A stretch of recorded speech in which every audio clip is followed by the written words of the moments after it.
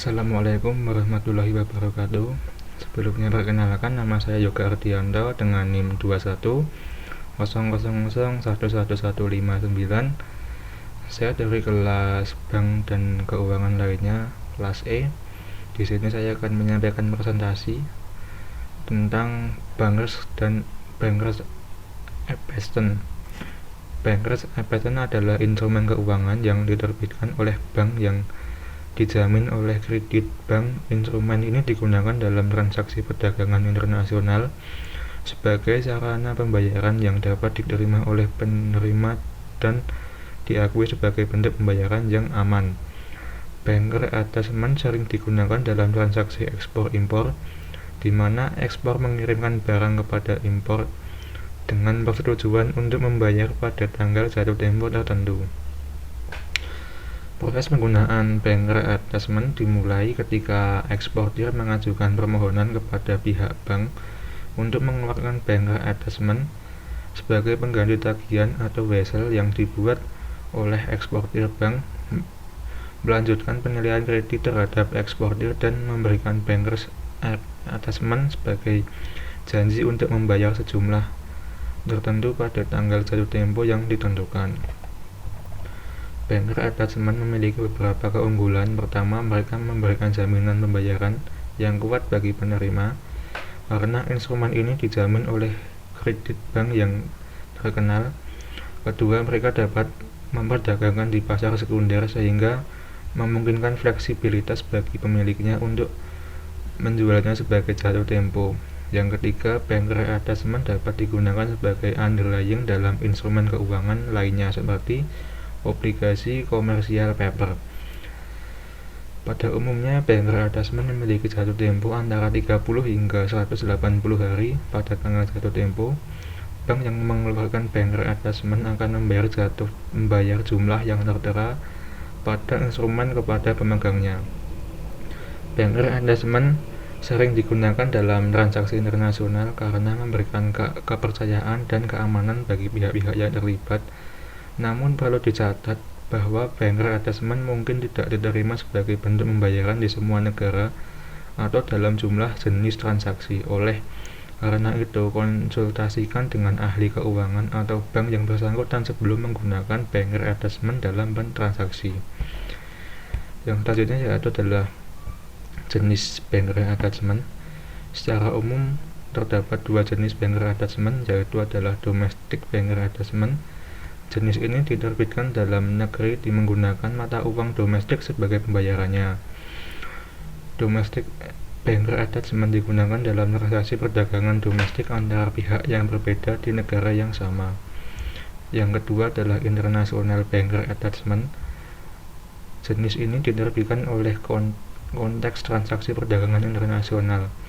International banker attachment biasanya diterbitkan dalam mata uang asing yang dapat diterima secara internasional seperti dolar Amerika atau USD, euro, pound sterling, atau yen Jepang.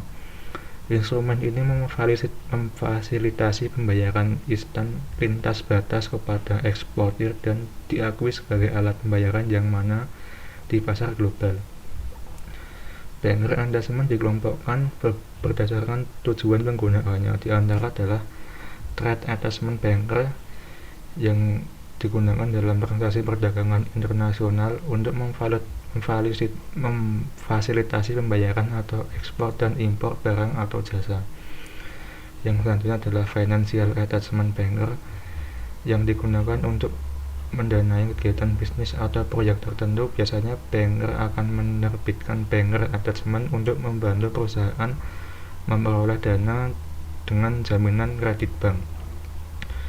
Yang selanjutnya atau yang terakhir, banker attachment juga dapat dikelompokkan berdasarkan jangka waktu atau jatuh tempo seperti banker attachment jangka pendek atau short term dengan jatuh tempo kurang dari 1 tahun, atau banker attachment dengan jangka menengah atau medium term dengan jumlah tempo antara 1 hingga 5 tahun.